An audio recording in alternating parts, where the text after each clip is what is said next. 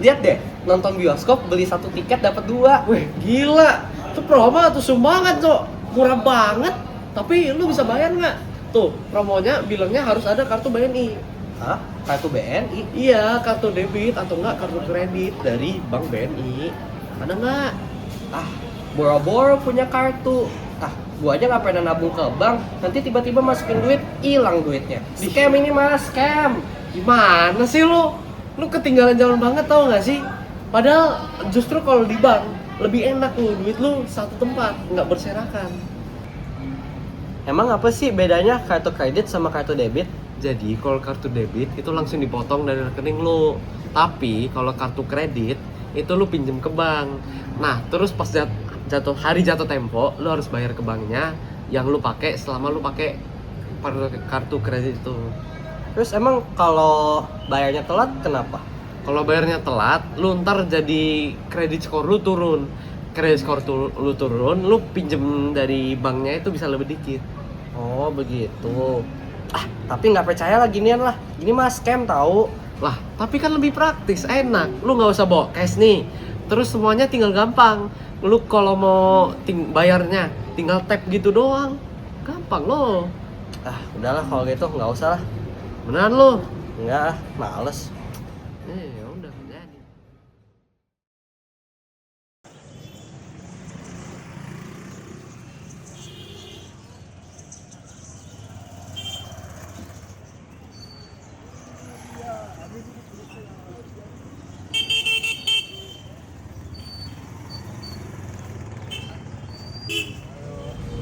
Tolonglah siapapun, saya belum makan 5 hari. Aduh, ada pengemis. Kasih duit lah ya. Terima kasih. Tapi ada kembalian nggak? Lah, gua kan mengemis. Lah, Mana yang kembalian? apa sih? Pengemis banyak maunya. Ya kau malu kamu. Lah. Lah, nggak usah. Ayo bapak, bisa bayar pakai QRIS kok pak. Oh, QRIS? Apa itu QRIS? Oh iya pak, jadi QRIS ini adalah kependekan dari Quick Response Code Indonesian Standard. Jadi bapak kalau mau bayar apapun gak usah pakai tunai lagi. Oh, begitu. Iya pak, bapak tinggal pakai HP, scan QR-nya, dan bapak bisa bayar pakai GoPay, OVO, Dana. Pokoknya aplikasi pembayaran dah. Oh, mudah sekali ya. Iya dong. Ah, kalau gitu malas lah, nggak usah. Lah, woi, lah.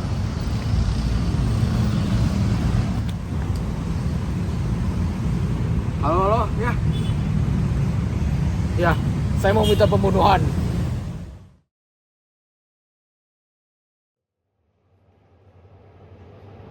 Jovan, sini deh. Saya pengen kalian cari tahu lebih banyak informasi tentang dia. Sip, informasi apa aja? Tempat tinggalnya, tempat kerjanya, teman dekatnya, pokoknya semua informasi tentang dia. Oke sip, kapan eksekusinya? Besok.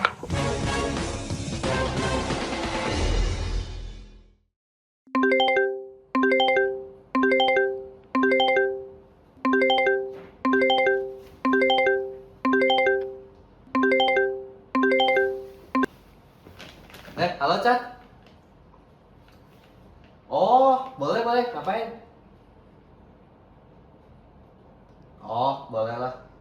Siap-siap dulu ya.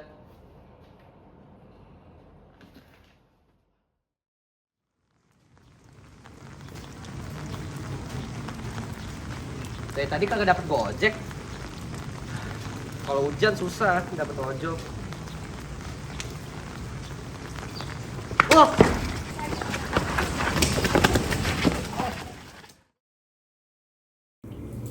Selamat pagi permisa, bersama dengan saya Carlton dalam acara Sistem Kebut Semalam kembali hadir dengan laporan terbaru terkait penculikan yang baru saja terjadi baru-baru ini. Video CCTV ini menunjukkan penculikan seorang remaja dengan identitas Joshi Edric Lim yang telah diculik dari rumahnya oleh kedua pelaku ke dalam semua mobil. Selain video ini, belum ditemukan informasi apapun mengenai remaja tersebut. Saya akan terus memberikan informasi terkini tentang penculikan ini. Itu semua dari SKS. Terima kasih.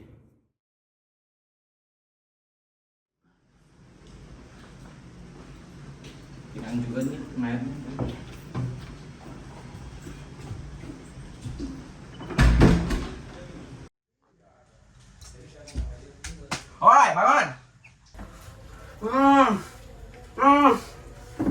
Woi berisik, bisa diem gak sih? Woi, bukannya harusnya kita bunuh dia ya? Kerja penculikan. Kata si klien sih dia pengen bunuh dia sendiri. Katanya sih Otelo ya. Beneran? Aneh banget. Jadi sekarang kita ngapain? Nunggu dia sampai datang. Emang begitulah, tapi sebelum itu kita ngajarin dia tentang pembayaran non tunai dulu yuk. Emang perlu banget ya ajarin dia QRIS? Ya iyalah, selain QRIS, kartu debit, kartu kredit, cek, dan semua pembayaran non tunai lainnya harus diajarin. Masa kamu mau nerima sih uang cash 500 juta? Mana ke dia lah, bukan aku.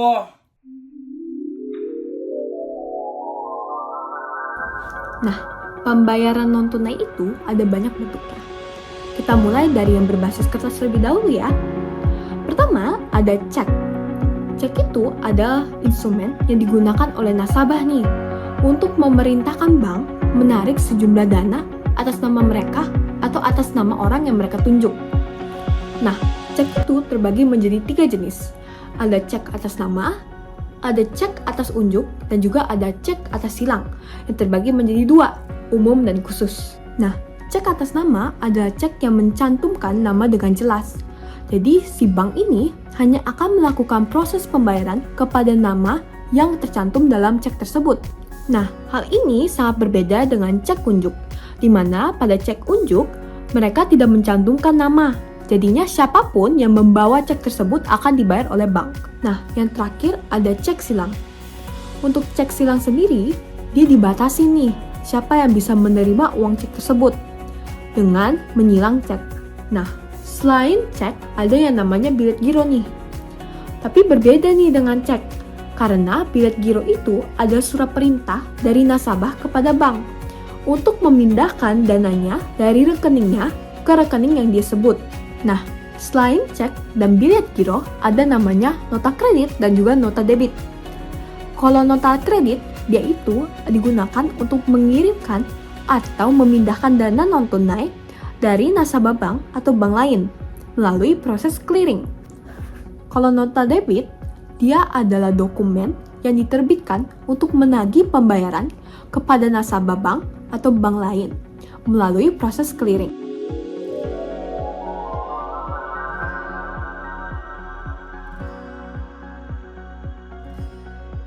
Adapun alat pembayaran non-tunai yang berbasis kartu, seperti yang pertama adalah kartu ATM. Kartu ATM adalah alat pembayaran menggunakan kartu yang dapat digunakan untuk melakukan cek saldo, transfer, setor tunai, hingga membayar tagihan dengan transaksi oleh nasabah bank menggunakan mesin ATM atau mesin EDC. Yang kedua adalah kartu debit. Kartu debit merupakan alat pembayaran non-tunai yang berbasis saldo yang dimiliki oleh nasabah. Kartu ini diterbitkan oleh pihak bank tempat nasabah menabung. Singkatnya, ada kartu yang langsung diambil uang dari tabungan yang dipunyai nasabah ketika digunakan untuk melakukan transaksi. Terdapat 2 mekanisme penggunaan kartu debit untuk transaksi belanja saat ini yang menggunakan teknologi magnetic stripe, yaitu yang pertama adalah menggunakan tanda tangan. Kartu debit yang Anda serahkan ke kasir akan diproses dengan cara menggeserkan kartu ke mesin EDC. Setelah digesek, terjadi proses online untuk verifikasi data dan kecukupan saldo pemegang kartu yang ada pada database server penerbit kartu. Setelah verifikasi ini selesai, mesin EDC akan mencetakkan bukti transaksi yang harus ditandatangani oleh pemegang kartu. Setelah tanda tangan, proses transaksi ini dianggap selesai. Yang kedua adalah menggunakan PIN. Kartu debit yang Anda serahkan ke kasir akan diproses dengan cara menggesekkan, memasukkan, ataupun mengetap kartu ke mesin EDC. Setelah itu, kasir akan meminta pengguna untuk mengisi PIN pada mesin EDC. Jika PIN pengguna benar, akan terjadi proses online untuk verifikasi data dan kecukupan saldo pemegang kartu yang ada pada database server penerbit kartu. Setelah verifikasi selesai, mesin EDC akan mencetak bukti transaksi yang harus ditandatangani oleh pemegang kartu yang melakukan transaksi. Yang ketiga adalah kartu kredit. Kartu kredit adalah kartu yang diterbitkan oleh bank sebagai metode pembayaran non-tunai yang memungkinkan penggunaan kredit atau pinjaman dari penerbit, di mana harus itu segera dilunaskan pada tanggal jatuh tempo. Jika tidak, pengguna akan dikenakan bunga atau denda yang dapat menurunkan skor kredit yang dapat berdampak buruk, seperti susah mendapatkan pinjaman maupun kartu kredit yang baru. Kartu kredit juga dapat diartikan sebagai kartu yang diterbitkan oleh bank ataupun lembaga pembiayaan lainnya. Kartu ini diberikan kepada nasabah untuk digunakan sebagai metode pembayaran.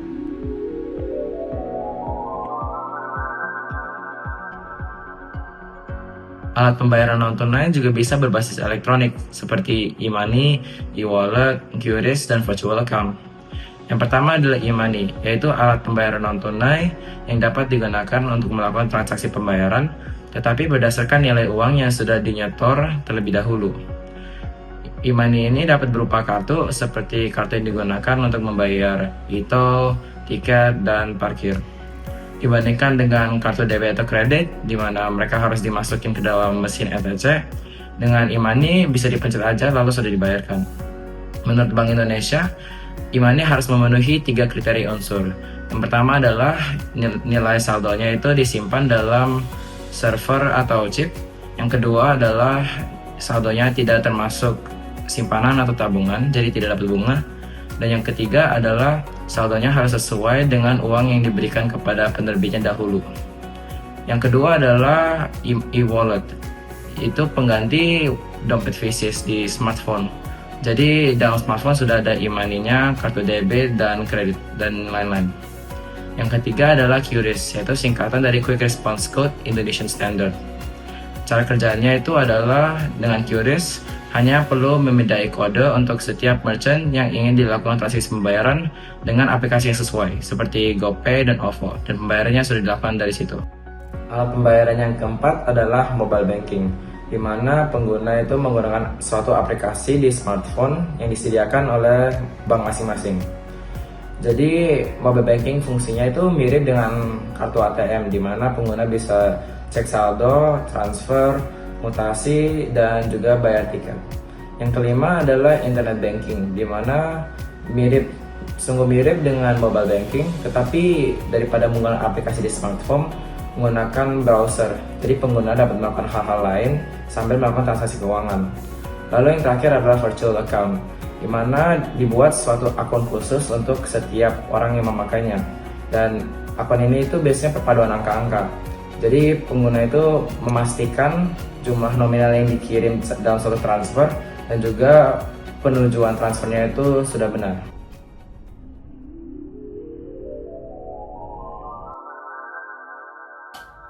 Wiki Josh. Kamu siapa? Masih inget? Udah lupa. Gua kan si pengemis itu ya. Hah? Coba inget-inget. Emang aku ngapain kamu? Lu minta kembalian padahal lu mau sedekah. Ya kan emang saya uangnya cuma punya uang gede. Udah, beralihlah ke uang e-money atau kartu kredit apa QRIS gitu. Ikut perkembangan zaman, bro. Lihat nih, cash is not king anymore. Gak mau, pokoknya aku mau cash. Aku mau cash. Udah lah, gak bisa selamatin kayak gini. Gak mau. Any last words? Aku tidak suka non-tunai.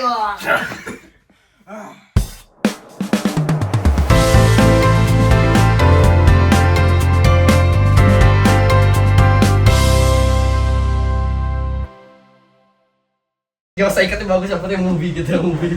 Lah, kalau movie justru butuh banyak. Ini sampul aja. Mari kita diskusi sebentar ya. Ya, Kamu bukan kelompok ekonomi ini. no. Kenapa kamu ada di rumah ini? Pokoknya saya FOMO. Masalah kah? Masalah greenery.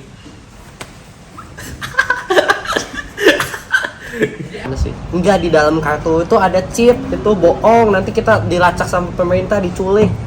Apalagi ini presiden kita